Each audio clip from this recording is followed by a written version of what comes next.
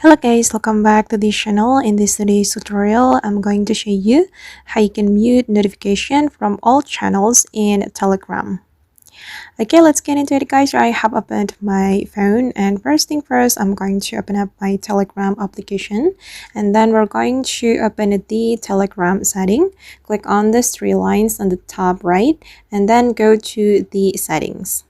Okay, and here you can scroll down until you find the notification and sounds. Okay, just click on that, and if you want to mute all notification from channels you have joined in Telegram, you can click on the toggle button. We're going to disable the notification from all channels right here. Okay, and after that, notification from all channels I have joined in my Telegram will be muted. Alright guys, and that's all the way to mute notification from all channels in Telegram.